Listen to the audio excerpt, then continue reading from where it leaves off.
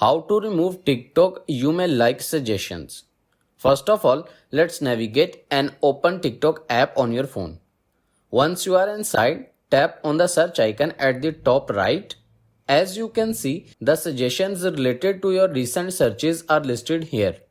Now, to remove them, go back and tap on the profile icon from the bottom menu.